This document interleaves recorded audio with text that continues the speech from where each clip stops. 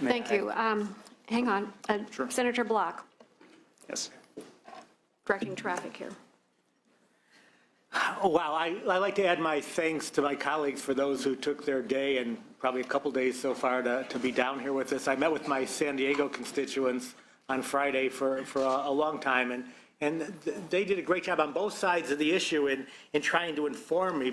And by the way, the kids who testified were just amazing on both sides. We're doing something right with education for the kids to be that good. So having heard everybody today and everybody in San Diego, I'm still not a medical expert, and I don't know that I'm certain of the benefits versus burdens of vaccination in my own mind. But when I look at the list of supporters, the list of supporters includes recognized medical experts that are overwhelming to me on the support side as opposed to the opposed side. And frankly, that issue has been decided. The Health Committee decided the health issue. So I'd like to focus, and there was talk by an attorney of constitutional issues. I'm an attorney too, but let's save that for the Judiciary Committee. So let's focus like a laser, as my colleagues have done, on just the education issue. We're the Education Committee. And we have here clearly rights in conflict. We've got the rights of parents who want to be able to send their children to schools they perceive as safe.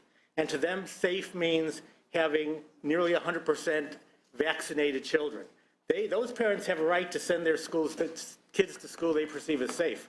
On the other hand, the parents, many of them here, who don't want to vaccinate their children, have a right not to vaccinate. So what do? You do something that the authors have tried to do, is you find a reasonable compromise. Now, I'm not sure the compromise we've hit on right now in terms of the education of these kids is reasonable. As Senator Leyva said, a lot of parents just cannot homeschool their kids. So if you've got parents who simply can't homeschool their kids, this says if you don't vaccinate, you have to be guilty of keeping them truant from school, I guess. There is no other option. That just isn't right. There must be some other option. Now, I haven't at least been given evidence of what is the likelihood of harm if we continue as we're doing now, of harm to the students who are vaccinated, who go to school with non-vaccinated students. Is it 100% certain that they'll all come down with deadly disease? Of course not. No. Is it 90% certain? Is it 40% certain? Is it 2% certain? I mean, what percent does it take to say that homeschool only is the most non-restrictive educational solution? I haven't heard that from anyone yet, and I've gotten lots of information, but if there's an infinitesimal chance that students are going to be infected by the non-vaccinated students, then it seems crazy to force non-vaccinated students to be homeschooled or not educated at all. If there's a large chance they'll be infected, that's a whole other story. So that's something I need. So to me, this bill also is not yet, it's still a work in progress. As many of the bills we hear in the first committees are a work in progress. Many of the bills get amended as they make their way through the process. My colleagues know this, but talking to the folks out there, this bill will go to another committee. It will go to the Senate floor if it passes, and then go on to the Assembly and a repeat of all these committees. I would support this bill with the expectation that we would find a less restrictive educational solution. And if we don't, I'll vote against it on the Senate floor, because I'm concerned about that aspect in particular. Again, the health part, the pro or con vaccine is not my area of expertise nor my concern in this committee. But I am concerned that we're basically going to throw thousands of kids out of our public schools and bar them from private schools, and basically if their parents can't homeschool them, say they have no right to an education, and that concerns me a lot. So I've got to apologize too, because I have to go and prepare to chair another committee this afternoon, so I will be back to vote. I'll certainly vote on this, but I'm going to have to leave for the moment.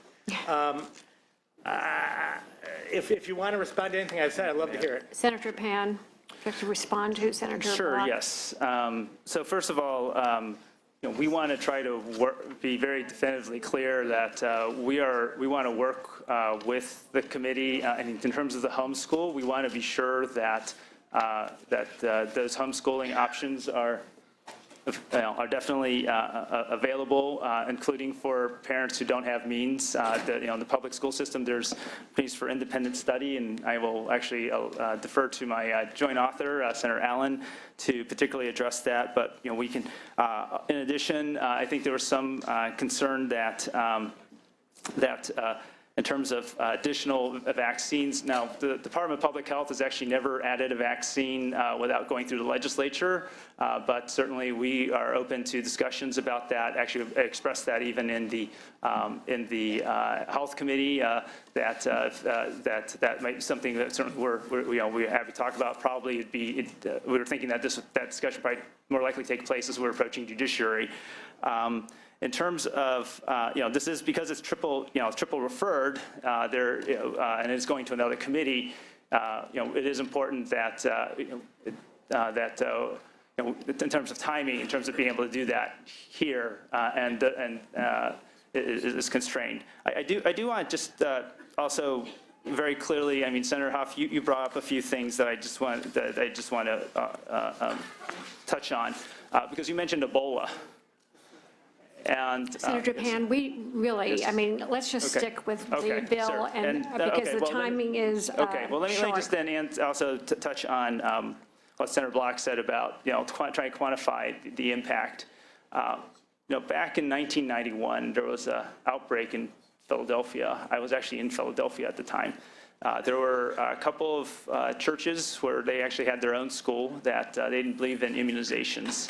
That outbreak involved over 900 cases, measles, and 9 children died.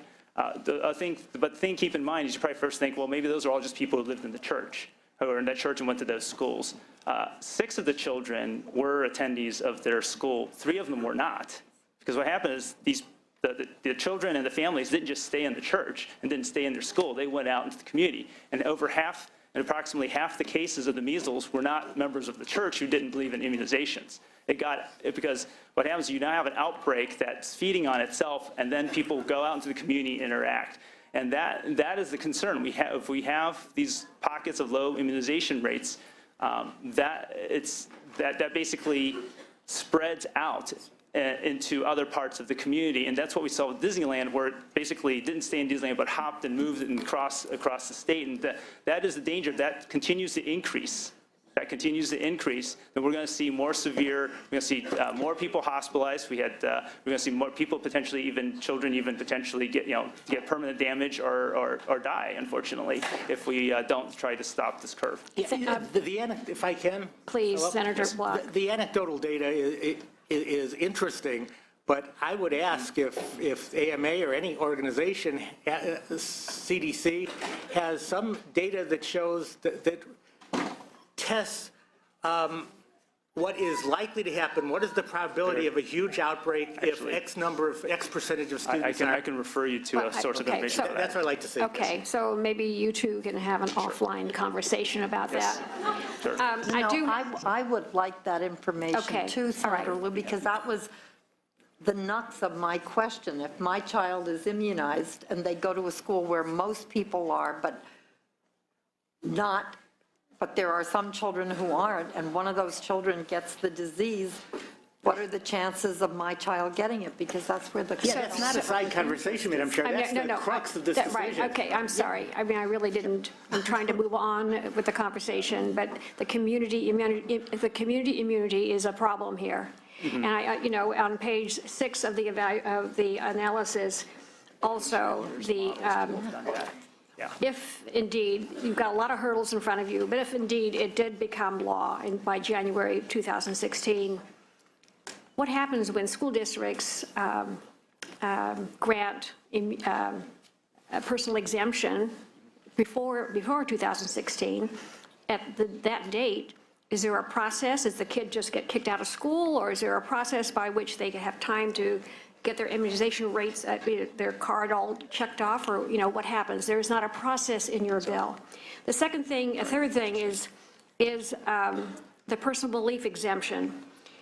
Governor Brown signed your AB 2109 last year, and he said that he ordered the Department of Public Health to work on developing a separate religious exemption. Have they done that? So yes, there's a current form that is present that the Department of Public Health developed. So that's not part of your bill? That part of the religious exemption, that was through executive order. It's not part of statute. So what our bill does is remove the personal belief exemption in statute. There was no other statutory language that was present related to that. So that's just moot then, it doesn't happen, right? Correct. There is no religious exemption. Correct. We do not have in statute a religious exemption in Okay, so California that's law. I think that's a problem. So if I were you, I would not take a vote today. I would try to get answers to all the questions that have been raised and get answers back to every member that have raised these questions, that we could do a vote only next week. Otherwise, I don't think your bill proceeds out of this committee. So I'm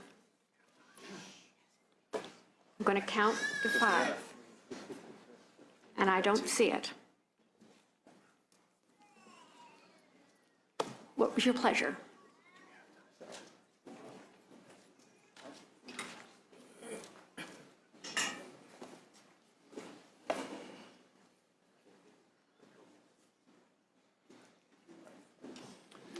So at the pleasure of the chair, I would accept your offer that if we can have it. Vote only. Vote only. Vote only. Vote Vote only. only. And was it- But I hope that we can have get these issues settled. We are committed to address these Next particular issues. Wednesday, vote Yes. only. Vote only, yes. Thank you very much for your time. Okay, so, members, we are going to adjourn. I'm sorry, we're going to recess now and reconvene. Can we do this at 1:15, Sergeant, if I give you a half hour? Where are they? Where's Michael? Okay, and reconvene at 1:15 in room 2040, because the sergeants need to set up, and hopefully you will all show up, members, so that we can proceed with the rest of the bills on our agenda. And for members and staff, there is lunch out here in the hallway. Thank you. Well, nobody came to us.